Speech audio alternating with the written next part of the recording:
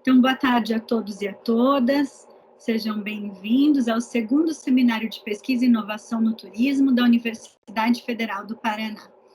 Organizado pelo Grupo de Pesquisa Turismo, Marketing e Competitividade, o TMC, em parceria com o Programa de Pós-Graduação de Turismo da Universidade Federal do Paraná. Esse webinar, então, está dividido em duas etapas, uma que acontece hoje com o tema A Importância e as Funções da Pós-Graduação no Brasil, e outra na próxima terça-feira, com o tema Periódicos Científicos, Indicadores de Produção e Citação. A gente vai organizar as perguntas, então, né, com a mãozinha, porque o chat não está liberado, logo ao final da fala, então, do nosso professor convidado.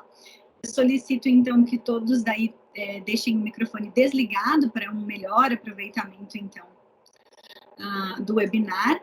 Eu sou a professora Thaís Domaresque Ruiz, líder do grupo de pesquisa Turismo, Marketing e Competitividade, o qual busca produzir pesquisa nas temáticas de marketing e competitividade. O grupo de pesquisa está dividido em duas linhas. A primeira, a análise do processo de marketing e competitividade em destinos turísticos, e a segunda, coordenada pela professora Melise de Lima Pereira, que está aqui com a gente, intitulado Avaliação, Mensuração e Monitoramento de Marketing e Competitividade em Destinos Turísticos. Ambas contemplam aspectos teóricos, metodológicos aplicados aos destinos e organizações. Buscam promover, então, a interação entre pesquisadores de outras instituições de ensino superior, no Brasil e no exterior, em diferentes níveis, dentro de projetos de iniciação científica e também a pós-graduação. Os resultados desses esforços de pesquisa permitem, então, o avanço do conhecimento científico e a visão crítica sobre o turismo, marketing e a competitividade, intensificando os debates acadêmicos e as contribuições para o mercado profissional. Para mais informações, acesse o Diretório de Grupos de Pesquisa do CNPq. Agradecemos antecipadamente o apoio do Programa de Pós-Graduação em Turismo, PPG-Tour, da Universidade Federal do Paraná, representados pelo coordenador do curso, Vander Valduga, e vice, Márcia Massucado Nakatani. E também pelo nosso assessor de marketing e redes sociais, o Matheus, que também ajudou a gente na divulgação desse webinar. Agradecemos especialmente a resposta imediata de participação do professor e pesquisador, Dr. Rodrigo Eduardo Francisco Botelho, do Departamento de Ciência e Gestão da Informação, dos programas de pós-graduação em Gestão da Informação e em Comunicação da Universidade Federal do Paraná. Ele é pesquisador vinculado aos programas de pós-graduação em Comunicação e Gestão da Informação, docente do Departamento de Ciência e Gestão da Informação da Universidade Federal do Paraná, coordenador do Programa de Pós-Graduação em Gestão da Informação da UFPR, no período de 2020 e 2021, livre docente em Informação da Tecnologia pela Faculdade de Filosofia, Ciências e Letras de Ribeirão Preto da USP, doutor e mestre em Ciências da Comunicação pela Escola de Comunicação e Artes da USP, com pós-doutorado na Universidade Complutense de Madrid e na Universidade Autônoma de Barcelona. É especialista em computação na área de desenvolvimento de software para web e em gestão pública pela UFSCar. Bacharel em Comunicação Social, habilitação em Jornalismo pela Unesp, pesquisador na Rede de Pesquisa Aplicada, Jornalismo e Tecnologias Digitais, vinculada à Sociedade Brasileira de Pesquisadores em Jornalismo. E no Núcleo de Apoio à Pesquisa, o NAP, Escola do Futuro da USP. É criador do Sistema de Apoio à Comunicação Integrada, um software livre de gestão convergente e colaborativa de produção midiática registrado ao INPE.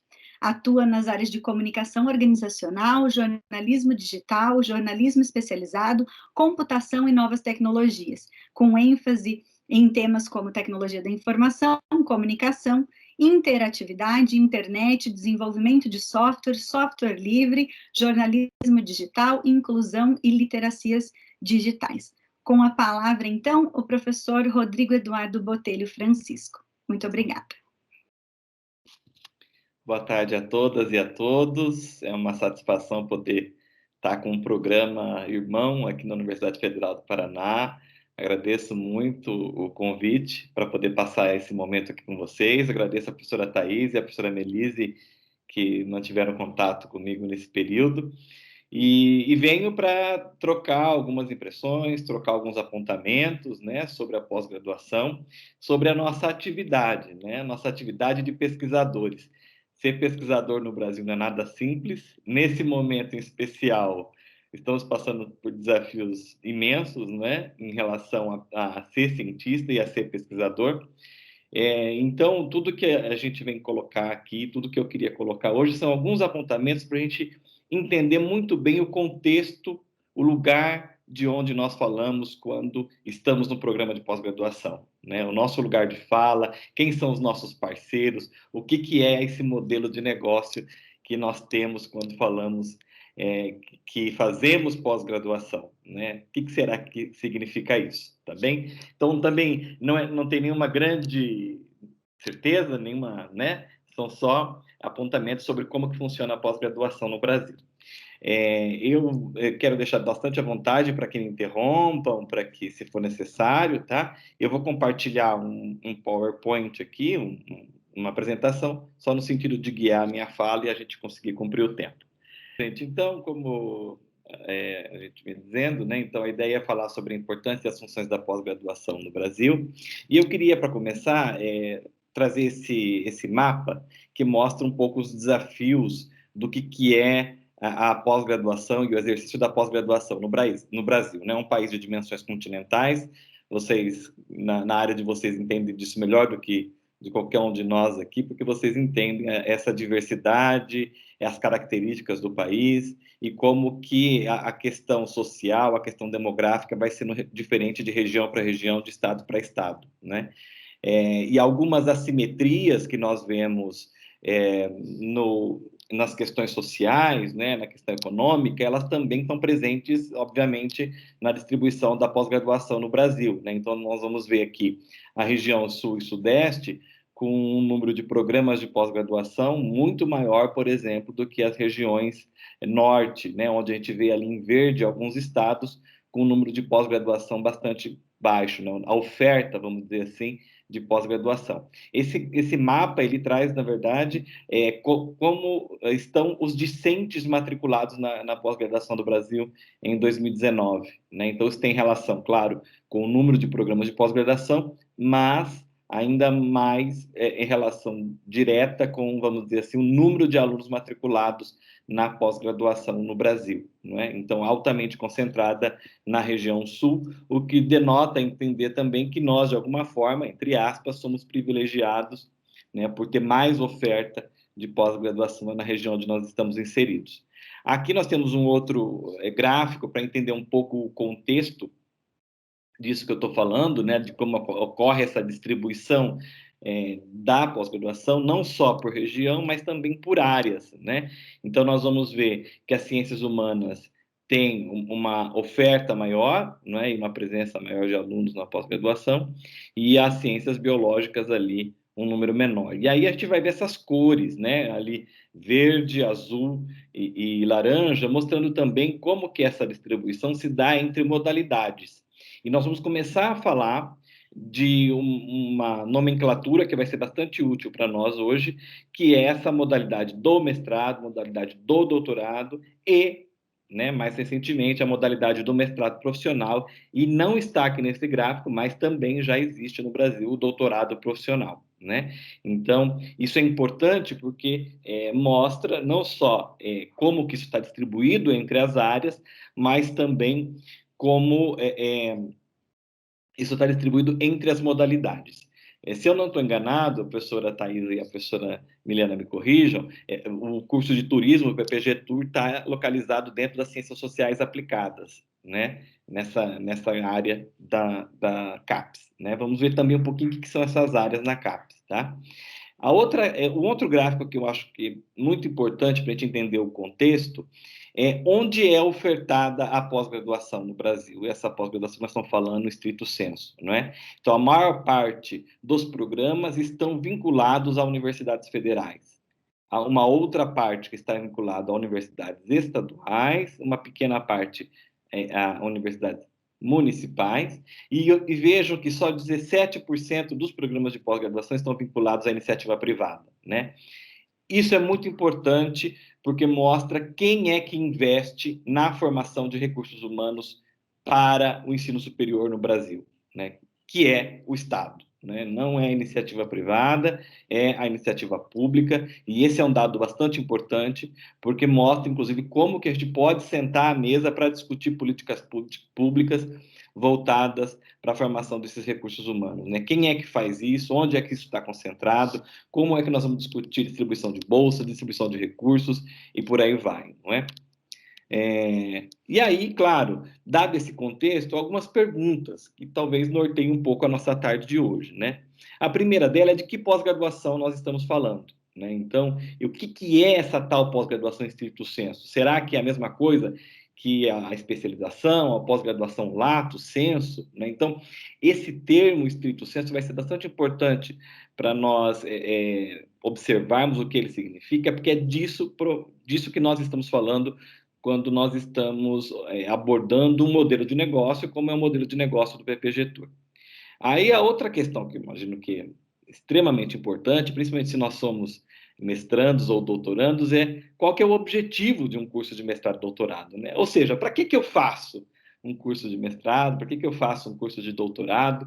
O que difere aquelas modalidades? Vocês viram que eu comecei a falar há pouco de modalidades, mestrado, mestrado profissional, doutorado. O que são essas modalidades? Qual que é a diferença entre elas, né?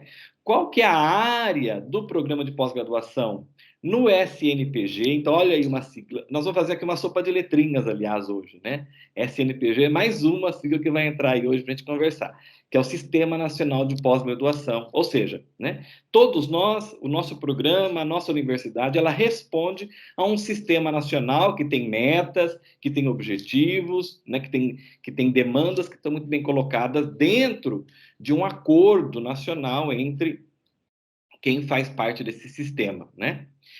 Há outras, dentro desse contexto, vamos dizer assim, há outros elementos, outras características que são bastante importantes para entender a pós-graduação. E não tem como falar de pós-graduação sem falar em pesquisa. Não é? Então, nós vamos começar também a relacionar os programas de pós-graduação, a ideia do grupo de pesquisa, a ideia da linha de pesquisa, né, a ideia da área de concentração, do projeto de pesquisa. Tudo isso para entender também que não existe pós-graduação sem pesquisa, né? É na pesquisa que se conforma o ensino de pós-graduação e também a extensão dentro daquela ideia do tripé que forma a universidade, né? Ensino, pesquisa e extensão. Então, são algumas perguntas que, de alguma forma, ajudaram a organizar essa apresentação e que trazem, né? São perguntas que às vezes vão lidar com o óbvio, né? Mas eu trouxe essa afirmação por isso, porque às vezes o óbvio precisa de fato ser dito, né? Para que a gente possa ter um ponto de partida compartilhado, né? E para que a gente também possa tomar cuidado com o que é óbvio. Porque às vezes o que parece óbvio para mim quando eu faço mestrado, o que parece óbvio para mim quando eu me proponho a fazer um curso de doutorado, talvez não seja óbvio para o meu colega e assim por diante, né? Então, são obviedades, mas são obviedades que a gente quer pontuar aqui para entender de que nós estamos falando, não é?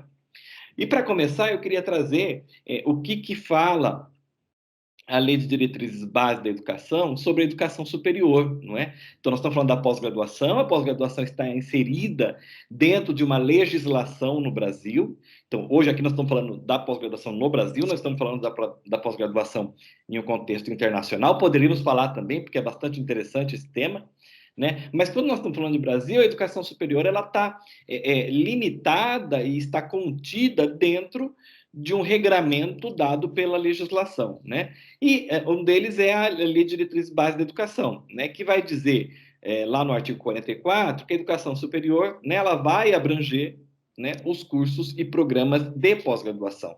E essa pós-graduação, então, ela é compreendida por programas de mestrado e doutorado, ou por cursos de especialização, ou por aperfeiçoamento, né? E esses cursos são abertos a candidatos diplomados em graduação. Então, vejam, só faz pós-graduação quem é diplomado na graduação e que atenda às exigências das instituições de ensino. Mas o que eu quero chamar mais atenção nesse artigo 44 é quando ele fala em programas, né? Então, veja que a pós-graduação ela é um guarda-chuva, né? Ela é um guarda-chuva que tem os programas de mestrado e doutorado e que, portanto, são organizados nesta ideia de programas, né? Ela tem os cursos de especialização, tem os cursos de aperfeiçoamento, né? Tudo isso é pós-graduação. Isso é muito importante falar, porque às vezes, num senso comum, ou às vezes de forma desavisada, a gente fala assim: olha, eu fiz pós-graduação e agora eu vou fazer mestrado. Não é verdade. Na verdade, você continua fazendo pós-graduação.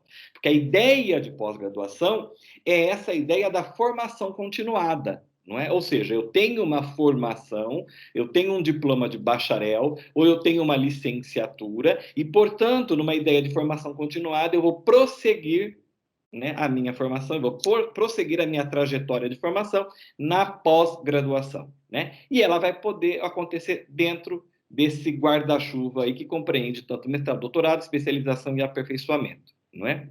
E ela diz também, a LDB, que a função dessa pós-graduação, então, ela tem uma relação com a preparação para o exercício do magistério superior. Ou seja, aqui já tem uma pista, né, de para que nós formamos mestres e doutores e especialistas, né? E por que mestres e doutores? Prioritariamente, porque a LDB vai dizer que é o seguinte: o magistério superior, a prioridade para quem se dedique a ser professor, né, magistério superior, então professor na universidade, A prioridade é para quem tenha mestrado e doutorado. E há exceções. A exceção é o notório saber, né? O notório saber, quando reconhecido, né, por universidade que contenha curso de doutorado, ela poderá reconhecer alguma pessoa, né, que tenha notório saber, que, portanto, para ser professor naquela instituição, prescinda ou não tenha necessidade de ter um título acadêmico e só pelo seu notório saber possa exercer atividade de magistério superior ali. Mas isso, veja bem, é uma exceção, não é? Então, aqui começamos a diferenciar esse guarda-chuva, né? Lato sensu, stricto sensu, né? Lato sensu, então, né, vai ser uma denominação para reconhecer as especializações, né? Então, quando eu estou falando de pós-graduação lato sensu, eu estou falando dos cursos de especialização que têm uma finalidade prático-profissional, né? Eles concedem certificado, eles não concedem diploma, e esse certificado reconhece, então, uma formação voltada para, entre aspas, o mercado, tá? Então, isso é pós-graduação? Sim, né? Ela é pós-graduação, mas é lato sensu. E a finalidade dela é o mercado de trabalho. O mestrado e o doutorado, por sua vez, vão estar compreendidos também na pós-graduação, porém stricto sensu, né? E que vai compreender aquilo que a LDB estava dizendo para a gente dos programas de mestrado e doutorado, né? E aí a pós-graduação stricto sensu, a natureza dela não é uma natureza prático-profissional, e sim uma natureza acadêmica e de pesquisa, né? Ela pode sim estar relacionada a um problema prático, a um problema aplicado, ela pode estar voltada a uma demanda do mercado, uma demanda do setor profissional, mas o objetivo dela, a natureza do que vai acontecer nessa pós-graduação, ela é uma natureza científica, é uma natureza acadêmica. E diferente da pós-graduação lato sensu, a pós-graduação stricto sensu, ou seja, mestrado e doutorado, vai conferir grau acadêmico, ou seja, diploma, né? Então tem que duas primeiras diferenças entre o que se trata de pós-graduação, quando nós estamos falando de pós-graduação, né? Tudo isso é pós-graduação. A diferença é que, de um lado, nós temos especialização, pós-graduação lato sensu, e de outro lado nós temos mestrado e doutorado, pós-graduação stricto sensu. Aqui tem um resumo, não é? Então veja, tudo isso é pós-graduação. E aí nós vemos aqui tudo isso que eu acabei de colocar, né? Dentro da stricto sensu ali, a questão do mestrado e doutorado, mas olha aqui algumas diferenças. Olha novas nomenclaturas que vão aparecer aqui, não é? Então, vejam que dentro da lato sensu está aquilo tudo que eu já tinha colocado. Mas na stricto sensu ela vai ter ainda mais uma subdivisão na modalidade. Portanto, a pós-graduação em stricto sensu ela pode ser, né? Ela pode ter uma natureza profissional ou uma natureza acadêmica. Ambos são cursos de mestrado e doutorado, né? Mas eles poderão, né, de acordo com as características do programa, ser profissionais ou acadêmicos. A isso também chamamos modalidade, tá? Então, você faz mestrado, que legal, né? Mas você faz mestrado profissional ou acadêmico? Quando a gente pergunta isso, a gente está falando em relação à modalidade da oferta dessa pós-graduação, né? E ali, e o mestrado e o doutorado, nós vamos chamar também de curso, né? Então, eu estou vinculado a um programa de pós-graduação em turismo, num curso de mestrado, num curso de doutorado, né? Então, tudo isso para a gente entender do que nós estamos falando, né? Agora, o que é o mestrado e o doutorado segundo a CAPES, né? Daqui a pouco a gente fala um pouquinho mais sobre a CAPES, né? Mas a CAPES, já vou adiantar aqui o que significa a sigla, né? Que é a Coordenação de Aperfeiçoamento de Pessoal de Ensino Superior. Ela é a responsável no Brasil por toda essa sistematização e organização do funcionamento, da avaliação dos programas de pós-graduação no Brasil, quando nós falamos de pós-graduação estrito sensu. A lato sensu não está aqui no âmbito da CAPES, né? Então, vocês estão vendo que várias dessas definições que eu venho trazendo definições da CAPES, mas é porque a CAPES é, no Brasil, a entidade, né, que é a reguladora de todo o Sistema Nacional de Pós-Graduação, né? E a CAPES vai definir, então, e vai dizer para a gente o que é o mestrado e o doutorado na sua concepção, não é? É claro, quando a gente fala em universidade, no ambiente acadêmico, no ambiente científico, é muito importante a gente falar de onde vêm as nossas definições. Porque, vejam, né, imagino que vocês podem concordar comigo, não existe um órgão regulador internacional da ciência no mundo, né? A ciência, nós vamos ver, ela se faz entre os pares, ela se faz entre quando ocorre o reconhecimento de um cientista pela atividade do outro cientista. Existem associações científicas, existem sociedades científicas, né? Assim como a SBPC no Brasil, a Sociedade Brasileira para o Progresso da Ciência. Mas a SBPC, por exemplo, ela não tem uma finalidade e ela não tem uma atribuição reguladora da ciência no Brasil, né? A CAPES também não nesse sentido, né? Ela tem uma finalidade dentro do Sistema Nacional de Pós-Graduação, que está vinculado à legislação brasileira sobre o funcionamento das universidades, né? Mas todo o funcionamento da ciência, as suas práticas, as suas tradições, as suas teorias, o seu funcionamento, isso se dá, e nós vamos conversar mais um pouco, pela prática, né, da observação dos pares, da comunicação científica, né? Então, qualquer definição que a gente traga aqui, ela está dentro de um contexto, né? As definições da CAPES, elas estão dentro de um contexto regulatório legislativo brasileiro, né? Pode ser que a gente encontre outras definições sobre o que é o mestrado e o doutorado. Mas, voltando à CAPES, né, ela vai dizer que, assim, olha, o mestrado e o doutorado, eles têm uma natureza acadêmica e de pesquisa. E o objetivo dele é fazer ciência. É isso que a gente quer quando alguém se envolve no mestrado e doutorado. É fazer ciência, é ser pesquisador, é encontrar um problema e criar e construir conhecimento para solucionar esse problema que foi identificado, né? Essa atividade do mestrado e doutorado, olha que interessante, ela faz parte de um complexo universitário e está voltado aos fins essenciais da universidade. Vou voltar aqui a uma coisa que eu falei há pouco, né? O tripé ensino, pesquisa e extensão, não é? A universidade, ela se constitui como tal, como universidade, e não só como faculdade, e não só como curso, porque ela reúne um conjunto grande de áreas do saber, as coloca em contato dentro de uma ideia de universalidade, né? E dentro de atividades que são complementares e indissociáveis, ensino, a pesquisa e extensão, formando esse complexo, né? E é por isso que na universidade os saberes estão colocados em contato. Porque dessa universalidade, dessa diversidade, espera-se que seja construído conhecimento, que avance-se em relação ao conhecimento, não é? Então, é por isso que programas de pós-graduação, mestrado e doutorado, não são autorizados a funcionar em faculdades isoladas. Eles estão vinculados à universidade, né? Porque é ela que tem a função de fazer pesquisa, né?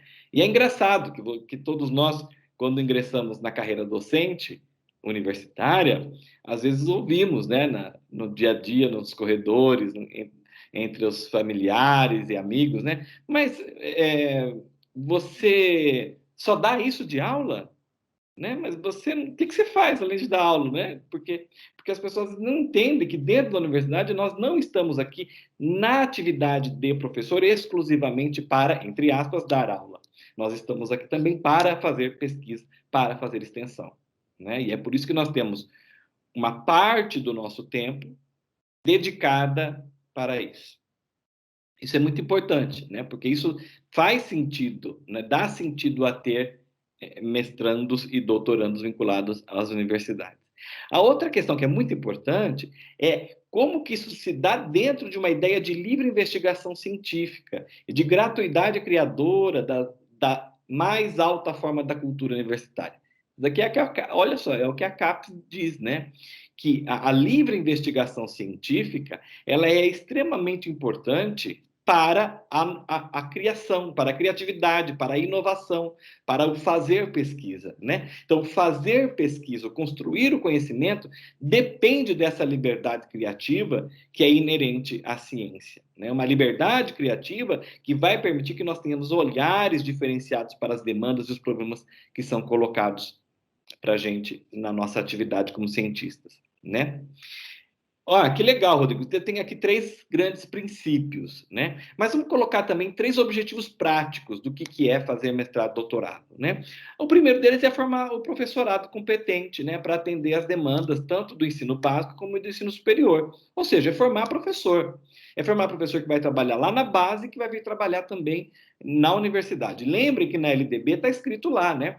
Que o professorado da universidade, o professorado que vai trabalhar nas instituições de ensino superior, eles precisam prioritariamente ter mestrado e doutorado. Então, o objetivo primeiro é formar professores, né, para esta carreira acadêmica. A outra questão é estimular o desenvolvimento da pesquisa científica, né? Então, é preparar pesquisadores. Então, vejam, toda mestranda, toda doutoranda, todo mestrando, todo doutorando, ele está se formando para essa dualidade, né? Ser professor e ser pesquisador, né? Então, essas duas coisas fazem parte de um mesmo ser. Todo professor universitário é também, por default, pesquisador, não é? E a outra questão, o outro objetivo prático, é assegurar o treinamento eficaz, né, de técnicos e trabalhadores intelectuais. Então, é a formação docente, é a formação científica e é a formação intelectual, né? Então, são 3 objetivos práticos que vão estar relacionados. Como que isso acontece na modalidade profissional, Rodrigo? Olha, a modalidade profissional, ela tem, vamos dizer, ela não difere disso, mas ela cria como se fosse uma especificação mais voltada para a capacitação profissional e para, vamos dizer assim, a questão técnica, a questão do processo, né, para a demanda do mercado de trabalho. Não é que o profissional divirja consideravelmente do acadêmico, não. É que ele, o mestrado profissional e o doutorado profissional, ele vai fazer uma seleção de demandas e problemas e vai ter uma abordagem no sentido de métodos que vai privilegiar, vamos dizer assim, né, essa questão do mercado de trabalho e a questão profissional. E ele tem uma perspectiva, vamos dizer assim, mais de pesquisa aplicada, né? Não que a teoria não seja importante aqui, mas aqui a teoria ela está no sentido de pesquisa aplicada, visando contribuir diretamente com o setor produtivo, né? Ela vai contribuir diretamente com as organizações e, em situações ideais, identificando, inclusive, instituições parceiras onde esses problemas poderão ser atendidos. Óbvio que a estrutura curricular de um mestrado profissional, de um doutorado profissional, ela também vai valorizar, né, uma metodologia e uma epistemologia, vamos dizer assim, voltada para a atuação profissional e para o mercado de trabalho. Então, as disciplinas também vão ter um diferencial, né? As ementas dessas disciplinas, o referencial bibliográfico que vai ser observado nessas disciplinas, ele também vai ter um diferencial. O quadro docente também, né? Então, vejam, no mestrado acadêmico e no doutorado acadêmico, só doutores podem atuar no quadro docente, né? No mestrado profissional, há exceções, há algumas liberações. Vejam que, às vezes, no mestrado profissional, vocês poderão encontrar, ou nós poderemos encontrar, um professor que tem titulação de mestrado, mas que atua diretamente naquele setor produtivo, é reconhecido pela sua capacitação e pela sua excelência em relação àquele mercado de trabalho e por aí vai. Então, ele é reconhecido pela sua qualificação e pela sua atuação e, portanto, esta qualificação que vem do mercado, né, lhe vai proporcionar também atuar no mestrado ou no doutorado profissional, né? E, como eu já vinha dizendo, os mestrados e doutorados profissionais estão vinculados a problemas reais, né? E eles também diversificam os formatos. Então, se no mestrado acadêmico a gente tem que entregar uma dissertação vinculada a um problema teórico muito bem articulado, dentro daquele formato, né, tradicional da ciência, né? Aqui no mestrado profissional nós vamos ver muita figura de produto técnico e tecnológico, né? E isso também com uma grande importância, que é a ideia de pesquisa aplicada, né? Pronto, então, assim, uma grande introdução, onde nós vimos aqui uma sopa de letrinhas já, né? CAPES, né? SNPG, e eu quero agora começar a trazer algumas outras siglas e algumas outras nomenclaturas que vão ser bastante importantes para a gente entender a pesquisa e a pós-graduação no Brasil, né? Então, eu já falei da CAPES, que é a Coordenação de Aperfeiçoamento do Pessoal de Nível Superior, e o que eu queria complementar em relação à CAPES é quem forma a CAPES, não é? Isso é muito importante para a gente entender quem é que dá as regras, quem é que dá as cartas da avaliação da pós-graduação e do funcionamento da pós-graduação no Brasil. E aí, quando nós vamos ver a CAPES, nós vamos ver que ela é uma organização autárquica, né, que tem lá o seu organograma, não é? E que tem cargos que são cargos de nomeação do ministro da Educação e do presidente da República, não é? No entanto, nós temos dentro da CAPES uma estrutura que é formada por pesquisadores. E que esses pesquisadores, então, vão, de alguma forma, representar as áreas do conhecimento e áreas essas onde nós nos vinculando os programas de pós-graduação, não é? E aí, dentro desta estrutura da CAPES, é que os cursos vão ser avaliados e reconhecidos. O que significa ser avaliado e reconhecido, Rodrigo? Não é? Um curso de pós-graduação no Brasil, para que ele funcione, ele precisa ser reconhecido no âmbito da CAPES. Se ele não tem um reconhecimento no âmbito da CAPES, ele não tem validade no território nacional. E duvido que ele vá ter validade também fora do Brasil, né? Por quê? Porque se o próprio sistema onde se formou o mestrando, a mestrando, o doutorando ou doutoranda não reconhece, dificilmente outro país irá reconhecer. Então, a primeira finalidade do Sistema Nacional de Pós-Graduação no âmbito da CAPES é autorizar e reconhecer o funcionamento dos programas de pós-graduação. Se vocês virem algum programa que não tem lá no site da CAPES uma autorização e um sinal de autorização para funcionamento, não façam, não recomendem, né? Instrua a pessoa para sair correndo dali, porque ali tem alguma coisa errada, né? E esses cursos, para começarem a funcionar, eles passam por isso que nós chamamos aqui de APCN, Aplicativo para Propostas de Cursos Novos. Então, todo curso para abrir, ou seja, para abrir um curso de mestrado, para abrir um curso de doutorado, é preciso passar pela APCN, né?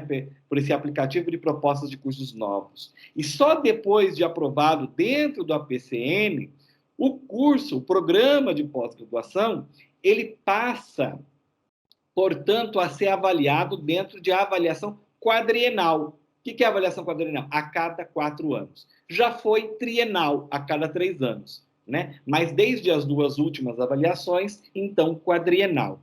E é dentro da avaliação quadrienal, gente, que nós escutamos essas famigeradas siglas, né?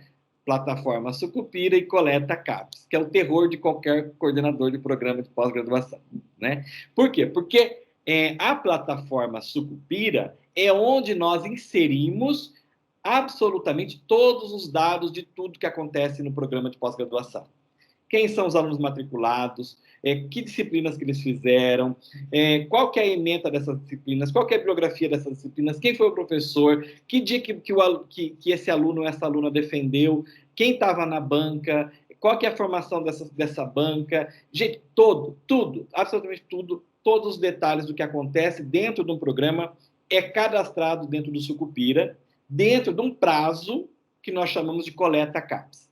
Né? Então, o Sucupira é onde nós colocamos os dados. O coleta CAPES é o prazo que antecede a publicação da nota da avaliação quadrienal. Né? E aí também tem que talvez seja uma sigla, que talvez vocês estejam mais acostumados, um nome que vocês estejam bastante acostumados, que é o Qualis. Por que Qualis, Rodrigo? Porque o Qualis, né, vai atribuir notas dentro desta estrutura para revistas científicas. Por quê? Porque dentro da coleta, nós vamos falar assim, olha, estes professores, estas professoras, estes alunos e estas alunas publicaram artigos científicos nessas revistas. Vamos valorar, vamos verificar a qualidade dessas revistas. Para isso se dá o nome Qualis. Depois eu falo mais um pouquinho disso, porque há bastante controvérsia dentro dessa ideia de Qualis. Mas, grosso modo, por enquanto, vamos convencionar que Qualis é uma nota para revistas científicas, para periódicos científicos, dentro do Sistema Nacional de Pós-Graduação brasileiro. Existe fora do Brasil? Não. Tem sentido fora do Brasil? Não. Tem sentido fora do programa de pós-graduação? Também não. É usado errado? É. E daqui a pouco a gente fala mais sobre isso, tá? E aí, para continuar, queria pontuar que, veja, tudo aquilo que nós vamos fazer dentro da CAPES, então, vai estar dentro de um plano, né? Então, eu já falei que existe um Sistema Nacional de Pós-Graduação, né? E a cada período, né, que vai coincidir com as avaliações quadrienais, né, ou um período maior, nós vamos ter um Plano Nacional de Pós-Graduação. E esse plano vai ter lá as diretrizes, metas, estratégias que o país, que o Brasil, vai adotar, né, como uma visão de futuro da pós-graduação, como uma visão de futuro em relação àquilo que a gente fala que é mestrado-doutorado. Ou seja, uma visão de futuro sobre a formação dos professores de ensino superior, uma visão de futuro sobre a formação dos intelectuais brasileiros e uma visão de futuro sobre, né, a formação de pesquisadores no Brasil. E é isso que esse plano tem. O plano que está vigente, né, ele venceu ano passado, né, e estava previsto até 2020. E ele tinha alguns eixos que eram voltados, se vocês voltarem lá naquele mapa, por exemplo, que eu trouxe no início da fala, para, por exemplo, né, diminuir as assimetrias da oferta da pós-graduação, né? Reduzir aquelas assimetrias, criar uma agenda comum da pós-graduação no Brasil, aperfeiçoar a avaliação da pós-graduação, também valorizar a questão da da interdisciplinaridade como um princípio e apoiar a educação básica, né, também como uma modalidade de ensino.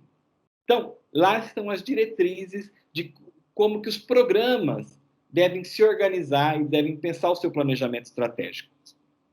Né?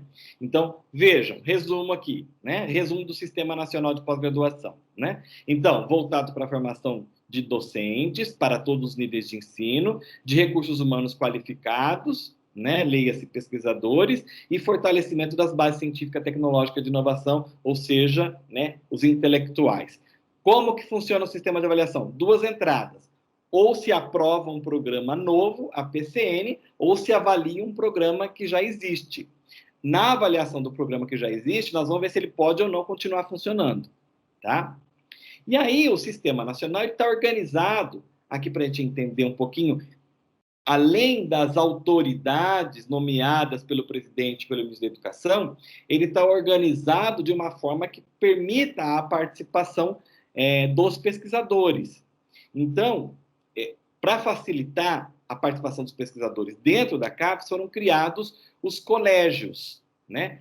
E esses colégios reúnem 49 áreas de avaliação, tá? Existem 2 níveis de organizar isso, né? O primeiro nível é o colégio, vou mostrar quais são. O segundo nível, as grandes áreas. E no terceiro nível é que vão estar as 49 áreas de conhecimento no Brasil. Também há controvérsia. Vocês vão ver que essa forma de organização, ela é uma forma de taxonomia, de árvore, de relações hierárquicas. E a gente sabe que nem sempre essas coisas são, né, tal qual estão colocadas aqui, né? Então, às vezes, a realidade coloca uma trajetória de formação ou coloca uma tradição de pensamento de uma área que não cabe dentro da caixinha. De qualquer forma, é assim que a CAPES se organiza. Olha que legal, aqui nós temos o Colégio de Ciências da Vida, né? Dentro do Colégio de Ciências da Vida, nós temos 3 grandes áreas, tá? Então, vamos acostumando. Colégio, grande área, né? A grande área das ciências agrárias, né? Que tem ali dentro ciência de alimentos, ciências agrárias 1, medicina veterinária, zootecnia e recursos pesqueiros, né? E aí nós temos a grande área 2, que tem ali a relação de áreas que estão abrigadas dentro dela, e a terceira área, né, grande área do Colégio de Ciências da Vida, que tem essas outras áreas. A gente vai ver odontologia, nutrição, enfermagem, que são as ciências da saúde. No Colégio de Humanidades, aqui nós vamos ver, então, também 3 grandes áreas, e aqui é onde que está inserido o turismo, né? Olha que interessante, a segunda grande área ali, depois de ciências humanas, é ciências sociais aplicadas. E é onde está abrigada uma área que reúne administração pública e de empresas, ciências contábeis e turismo, né? Então, essas 3 perspectivas profissionais e formativas, que na graduação reúnem cursos, bacharelados e licenciaturas diferentes, né? Bacharelado em administração, bacharelado em contabilidade, bacharelado em turismo, né? Apesar de serem cursos de graduação diferentes, dentro da CAPES elas formam uma mesma área do conhecimento. Elas se juntam para formar uma área do conhecimento que está dentro de uma grande área chamada Ciências Sociais Aplicadas, que está dentro de um colégio de humanidades, né? E do lado ali tem a Linguística, Letras e Artes, e aqui o outro colégio, que é o Colégio de Ciências Exatas, Tecnológicas e Multidisciplinar, que também tem 3 grandes áreas, não é? E as suas respectivas áreas.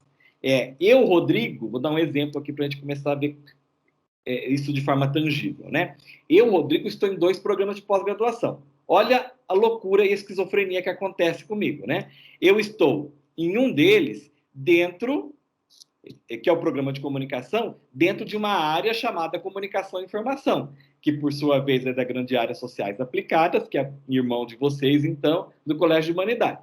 E eu coordeno um outro programa que está em outro colégio, né? Que eu coordeno um programa da área interdisciplinar, que está aqui dentro do Colégio de Ciências Exatas, Tecnológicas e Multidisciplinar, né?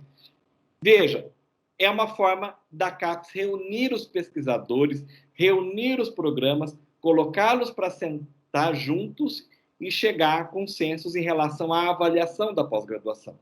Por que eu estou dizendo isso? Porque toda a avaliação da pós-graduação está sentada em diretrizes e acordos que são costurados, votados, deliberados dentro dos colégios.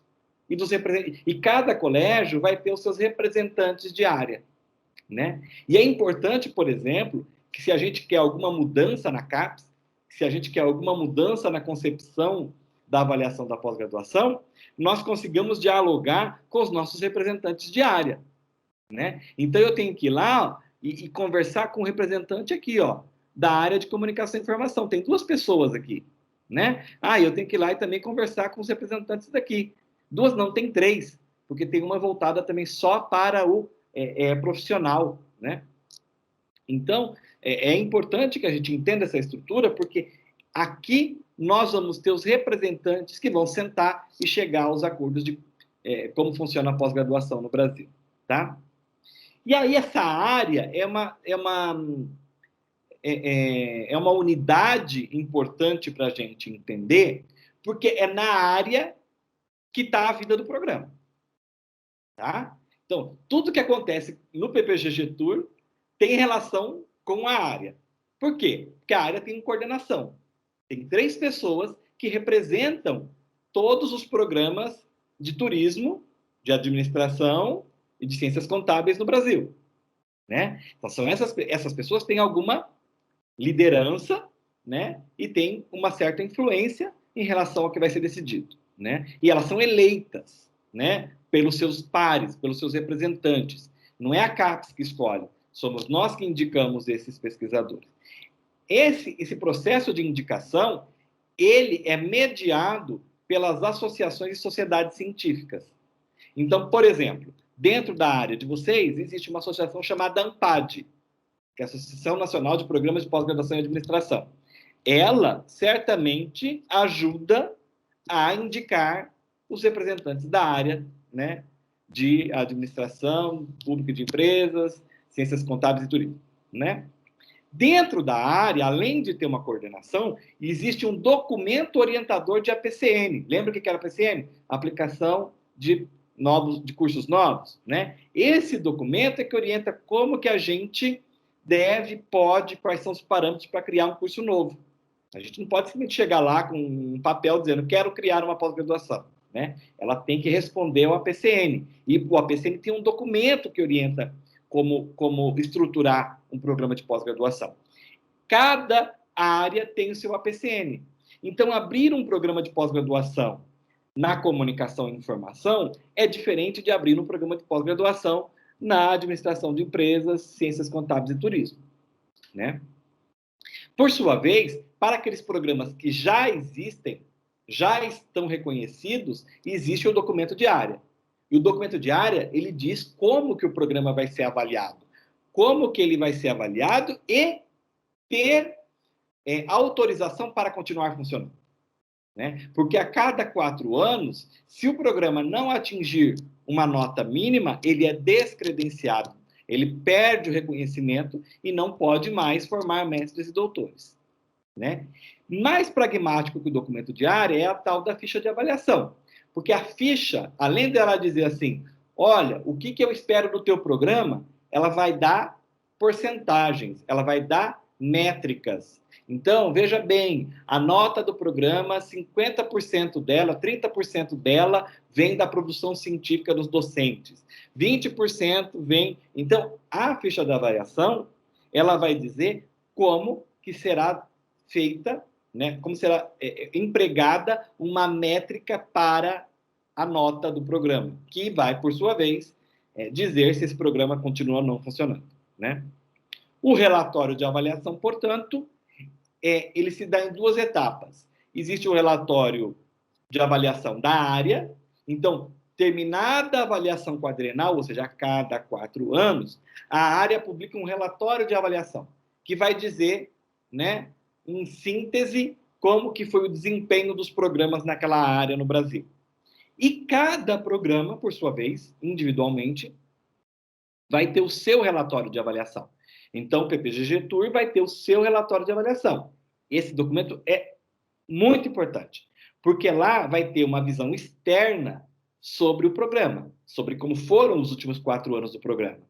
E esses avaliadores vão estar dando indicativos, nortes. Olha, apesar de você tirar uma nota menor aqui, né, é porque vocês não avançaram tanto na questão da internacionalização. Portanto, se vocês avançarem mais aqui, isso é um indicativo de que poderá haver uma nota melhor na próxima avaliação, não é?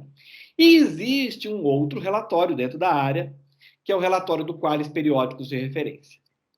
E aqui vai ter uma controvérsiazinha, né? Para mais das várias controvérsias que eu já disse que existem. Por quê? Porque esse relatório existia no âmbito de cada área, mas está em curso uma mudança no Brasil sobre como avaliar periódicos. Então, os periódicos, gente, eles tinham nota em cada área. Então, às vezes eu publicava numa revista que na área de administração de empresas, ciências contábeis e turismo era um A1, mas lá na interdisciplinar ele era C ou B1, né? Então, existia uma discrepância de nota entre áreas. Por quê? Porque as notas eram dadas no contexto das áreas.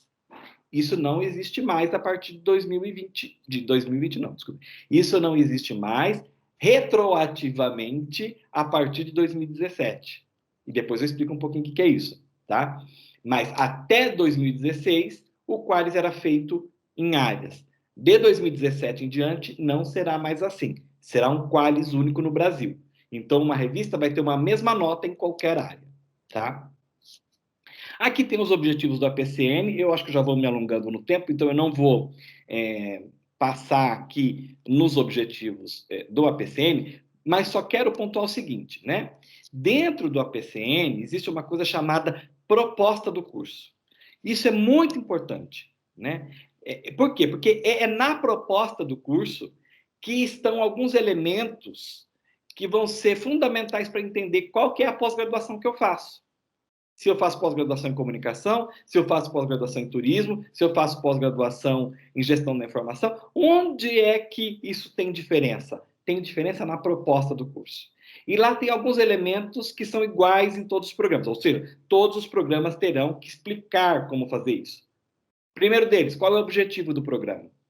Né? O que o programa quer ao formar mestres e doutores? A outra coisa, como que o programa articula 3 elementos muito importantes para entender pesquisa e pós-graduação no Brasil: área de concentração, linha de pesquisas e projetos. É como se fosse um guarda-chuva, um esqueleto, que tem que ter uma coerência, né? Então, a área de concentração é quando você diz: eu me dedico a esta temática, eu me dedico a este campo do conhecimento, a essa articulação de saberes, né?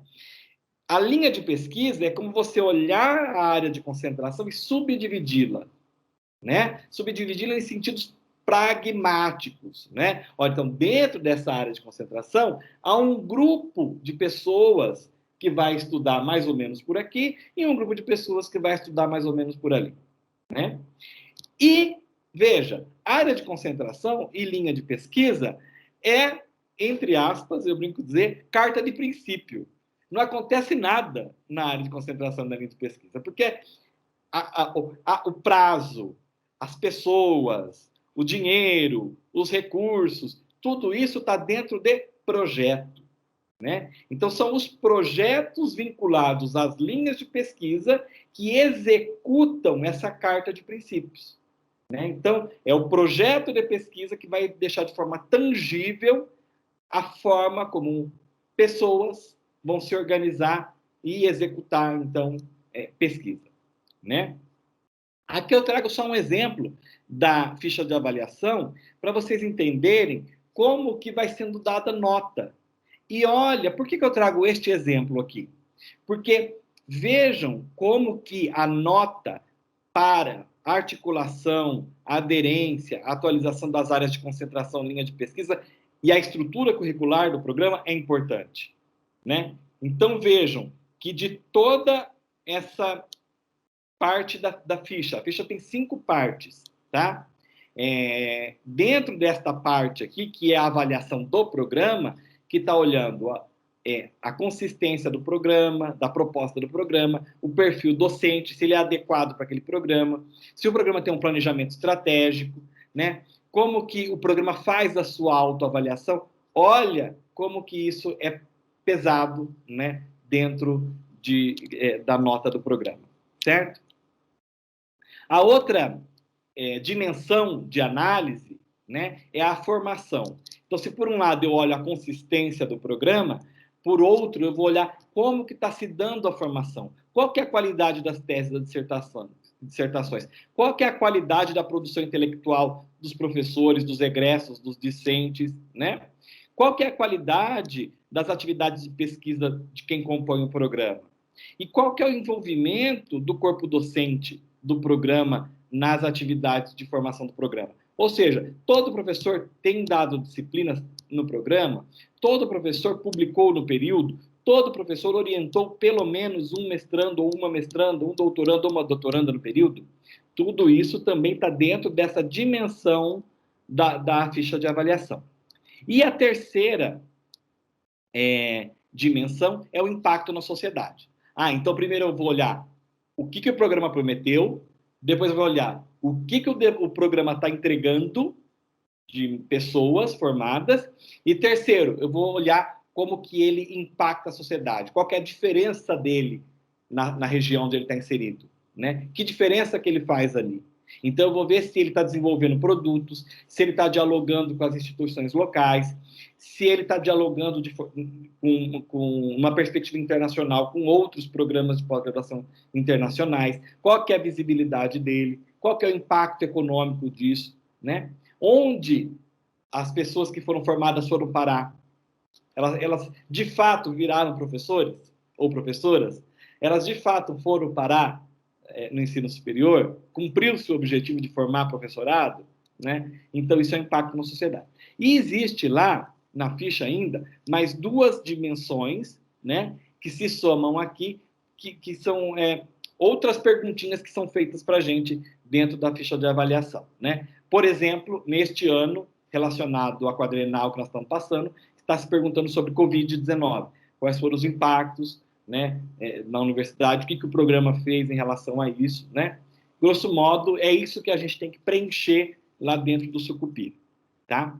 Isso vai culminar em nota. Toda essa avaliação e essa ficha de avaliação vai culminar em nota, né? E as notas, aqui vocês têm uma ideia de quantos cursos estão reconhecidos no Brasil, né? E aí vocês veem ME mestrado, né? Acadêmico, DO doutorado acadêmico, MP mestrado profissional e DP doutorado profissional, né? E aí vocês veem a divisão de programas, né?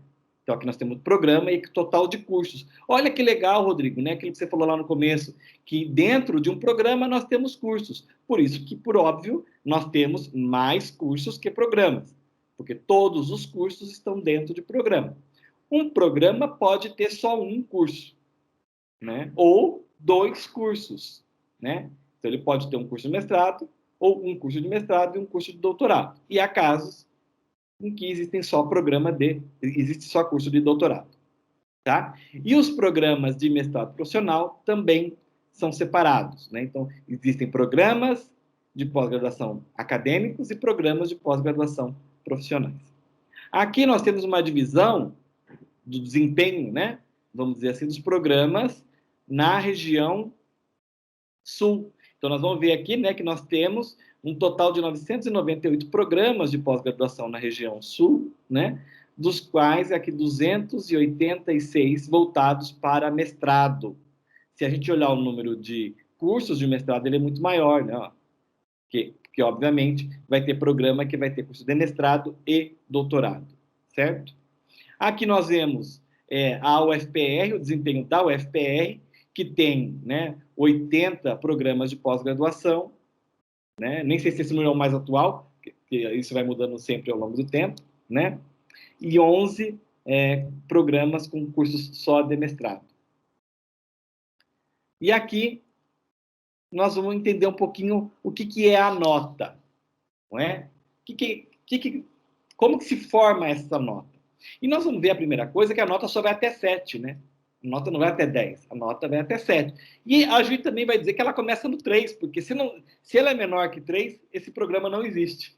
Qualquer programa que obtenha uma nota menor que 3, ele não está reconhecido, não é autorizado a funcionar.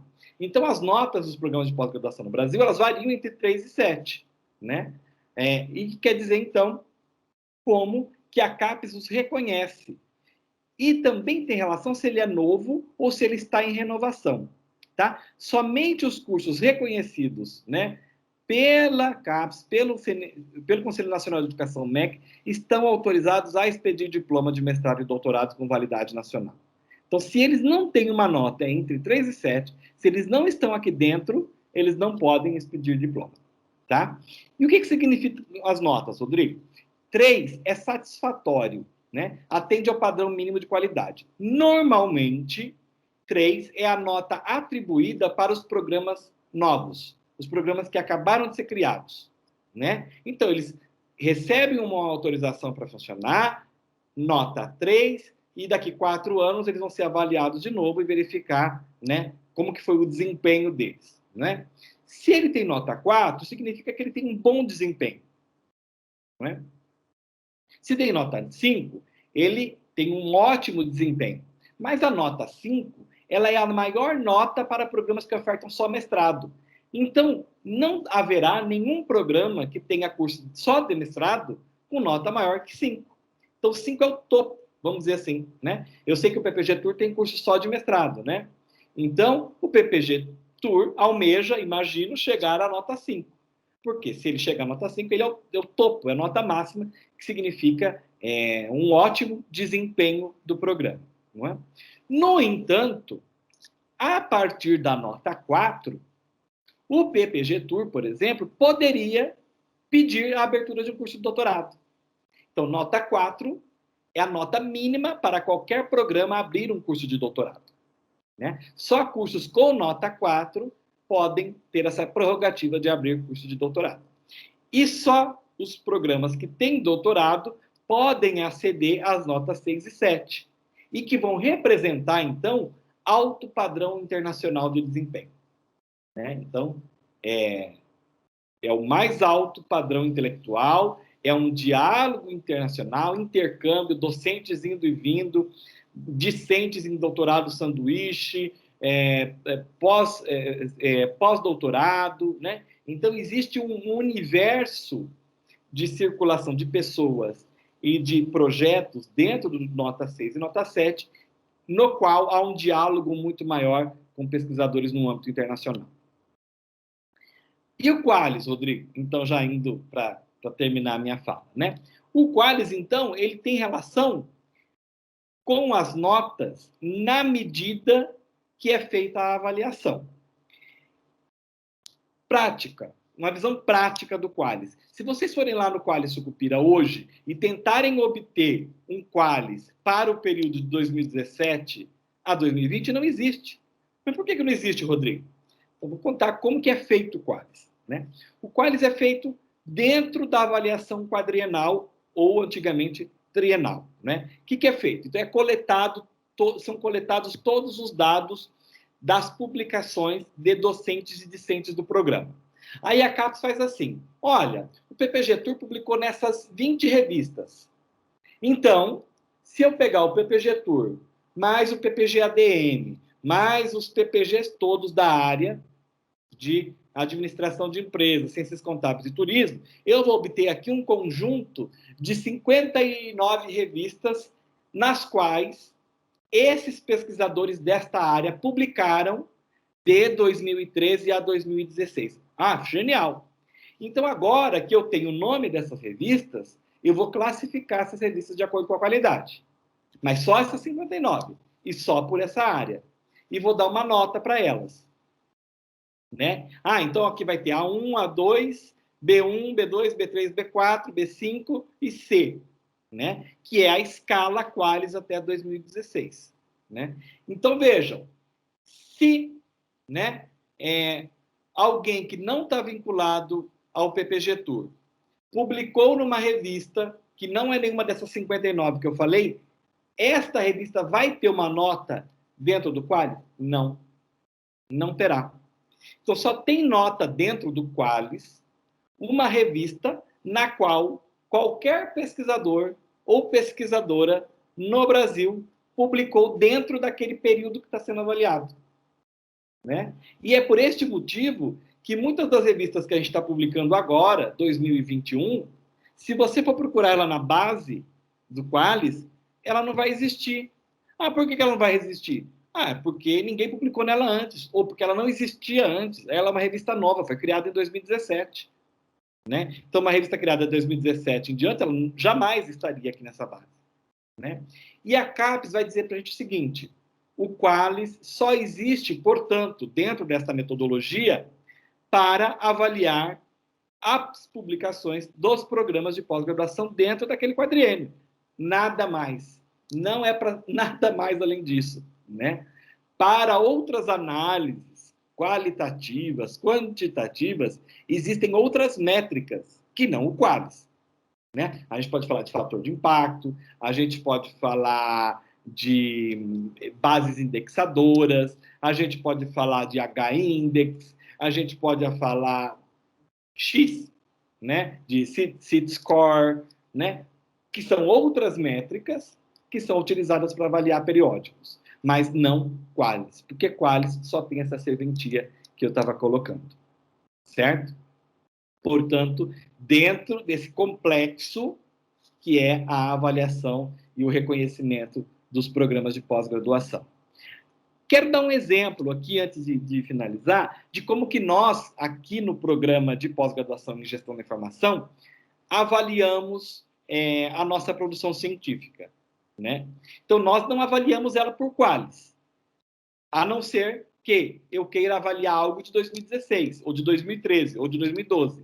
Então, se chega aqui um artigo para eu avaliar, dentro de um concurso, ou dentro de um processo seletivo de mestrado e doutorado, né? Então, como que eu vou pontuar aquele artigo? Se ele foi publicado em 2016, então ele tem qualis. Então, eu posso ir lá e verificar qual que é o qualis que ele ganhou em 2016. Se ele foi publicado em 2017 em diante, ele não tem qualis. Então, a gente criou uma tabela própria, né? Que ela tem relação com as bases indexadoras das revistas. E aí a gente atribui pontos, né? A gente diz o seguinte, olha, no PPGGI da UFPR, um artigo publicado em algum periódico que está indexado na Web of Science, na Scopus ou no Cielo, ele vale 20 pontos, né? Ou se o aluno quiser pedir reconhecimento de créditos por esse artigo, 3 créditos, né? Que é o equivalente, que se ele tivesse sido publicado lá em 2016 ou 2013, né, a um A1. Né? Então, a gente tem uma tabela própria e é assim que a gente resolve, para a gente só usar o qualis quando for indicado usar o qualis. Né? E para terminar, essa perguntinha, né? O que se espera de mim, né? Mestrando do PPG Tour, né? O que se espera de mim dentro do Sistema Nacional de Pós-Graduação? Né? E aí, eu quis recuperar aqui, né, só para a gente pontuar, os objetivos do programa de vocês. Né? E olha que interessante, que é propiciar um caráter inter e multidisciplinar em consonância às características da área de turismo, a formação e qualificação de profissionais. Né? Olha como que esse objetivo do programa de pós-graduação em turismo tem relação com aquilo que a gente diz que é o objetivo prático de um mestrado dentro da CAPES. Né? São os objetivos também específicos, aprofundar a formação teórico-prática dos estudantes, professores e pesquisadores, no campo do conhecimento turístico, formar mestres para atuarem com conhecimento e qualidade, na promoção do ensino, da pesquisa e da extensão e do desenvolvimento da atividade turística, desenvolver análise crítica na apreensão das relações estabelecidas entre o turismo, sociedade, meio ambiente e as organizações turísticas públicas e privadas, né? E tudo isso alinhado com a missão, finalidade e objetivo do programa, em consonância com a área de concentração, com as linhas de pesquisa e com os projetos e a estrutura curricular. Está vendo como que o programa de vocês está estruturado dentro desse modelo, desse template da pós-graduação? Né? E tem um outro elemento que é muito importante para entender o PPG Tour e qualquer outro programa de pós-graduação, que é o perfil do egresso. Né? Por que o perfil do egresso? O perfil do egresso ele fala objetivamente o que se espera de você. Né? O que ele espera que você faça, onde você chegue depois de formado. Né? Então, o PPG Tour diz que forma mestres para atuarem no campo do turismo e desenvolvimento nas esferas pública, privada e mista. E que tem uma formação voltada para a docência, ou seja, o egresso espera-se que ele seja docente. Uma formação voltada para a pesquisa, ou seja, espera-se que o egresso seja pesquisador e pesquisadora. E produção do conhecimento, espera-se que ele seja intelectual, voltado para a sociedade e as diferentes demandas na área do turismo. Né? Então, é isso que se espera de vocês que têm uma formação de mestre e mestra em turismo, né? E aí, olha que legal, né? A área de concentração de vocês é turismo e desenvolvimento. A minha, por exemplo, aqui é gestão da informação e do conhecimento, né? E aqui, por exemplo, nós temos 3 linhas de pesquisa dentro da área de concentração. A nossa linha de pesquisa é informação e gestão organizacional, informação e tecnologia, informação e sociedade. Vocês têm só duas, organizações turísticas públicas e privadas, turismo, sociedade e ambiente. E também, como nós, tem uma área de concentração. Mas tem programas, gente, que são gigantes. Tem programas que têm 3 áreas de concentração, e cada área de concentração com 3 linhas de pesquisa, né? Então é de uma complexidade imensa, né? E com envolvimento de um número muito grande de pessoas, né? Nós temos programas que se organizam em uma única área de concentração. Isso facilita que todos nós, dentro do programa, compartilhemos do mesmo saber, da mesma estrutura de conhecimento, de objetivos similares, né? E assim vai. Os docentes e as docentes, os discentes e as discentes estão organizados dentro das linhas de pesquisa. Então, gente, todos vocês que estão no mestrado em turismo da UFPR, todas e todos, sejam docentes, sejam discentes, têm uma linha de pesquisa, né? Eu brinco com os meus alunos aqui, quando eles ingressam, eu pergunto, qual que é a sua linha de pesquisa? Me falam qualquer coisa, menos linha de pesquisa. Né? Eu sou da estrito senso, mas estrito senso é outra coisa, né? Eu quero saber linha de pesquisa, né? E aí é importante que cada um de nós leia o texto que está lá da linha de pesquisa, porque lá, como eu disse no começo, é a carta de princípio, né? A carta de princípio de organizações turísticas públicas e privadas é diferente da carta de princípio de turismo, sociedade e ambiente. Elas têm especificidades, cada uma, né? E quando eu ingresso no mestrado, eu estou dizendo o seguinte, eu ingressei nessa linha, então meus estudos seguem esta carta de princípio. Então, para que você siga esta carta de princípio, você precisa ler essa carta de princípio. Né? Para que você entenda qual é a tua área de concentração, você precisa ler a tua área de concentração. E, em linhas gerais, na sua dissertação, lá nas justificativas, estará demonstrado como que você se filiou a isso daqui.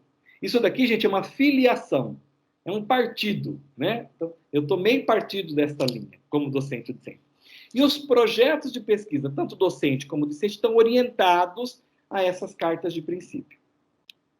Tá? Então, aqui, só para exemplificar, então, se vocês forem lá na ficha de avaliação de vocês, vocês vão ver o que ela espera de como o projeto de pesquisa do docente e da discente precisa necessariamente estar e ter coerência com a linha que ele diz que é.